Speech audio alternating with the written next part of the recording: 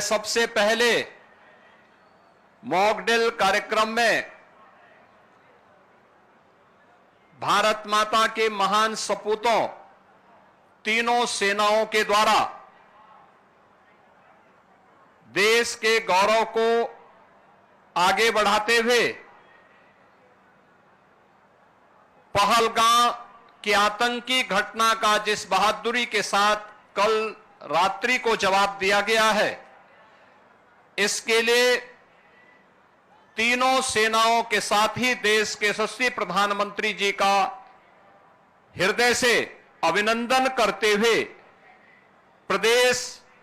उत्तर प्रदेश की जनता जनार्दन की ओर से तीनों सेनाओं को और पूरे देशवासियों को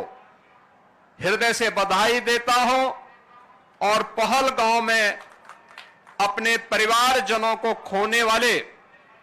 उन सभी परिवारों के प्रति संवेदना व्यक्त करते हुए दिवंगत आत्माओं के प्रति भी अपनी विनम्र श्रद्धांजलि अर्पित करता हूं। बहनों और भाइयों, ऑपरेशन सिंदूर उन बहन और बेटियों के प्रति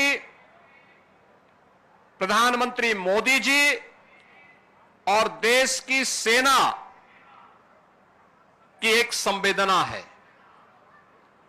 जिन लोगों ने भारत की बहन और बेटियों के सिंदूर को छीनने का दुस्साहस किया था, कल की स्ट्राइक में उन्हें अपना खानदान खोना पड़ा है और दुश्मन के काराना हरकतों का जवाब ये नया भारत इसी मजबूती के साथ देगा। यह प्रधानमंत्री जी ने पहले दिन ही देशवासियों को आश्वस्त किया था और कल की घटना में एक बार फिर से नए भारत ने यह साबित भी किया है। आपात स्थितियों में नागरिक कर्तव्य क्या होने चाहिए, उन कर्तव्यों के प्रति आगाह करने के लिए पूरे देश के अंदर और उत्तर प्रदेश के अंदर भी मॉक ड्रिल का कार्यक्रम आज दिन भर चला है और इसीलिए हम सभी लोग आज इस मॉक ड्रिल का हिस्सा बनने के लिए एक नागरिक के रूप में आपके बीच में यहां पर उपस्थित हुए हैं। हमें भी अपने कर्तव्यों को समझना होगा। आज जब पूरा देश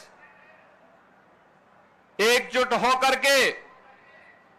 भारत की बहादुर सेनाओं के पराक्रम का लोहा दुनिया मान रही है,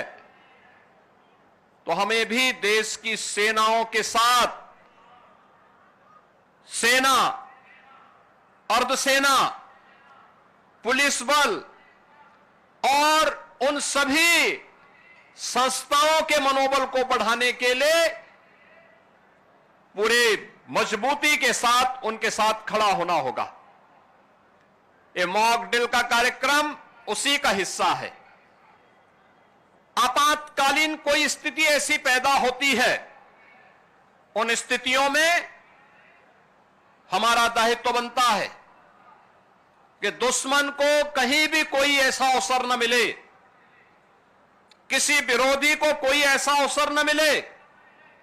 जिससे जन धन की कहीं हानि हो। उससे बचाव करने के लिए क्या उपाय हो सकते हैं? आपने देखा होगा कि किस तरीके से क्रमबद्ध तरीके से सिविल डिफेंस ने, एनडीआरएफ ने आपके सामने उसका एक प्रदर्शन किया है और यह केवल एनडीआरएफ या सिविल डिफेंस के लिए ही नहीं, केवल एनसीसी, एनएसएस, स्काउट गाइड या एसडीआरएफ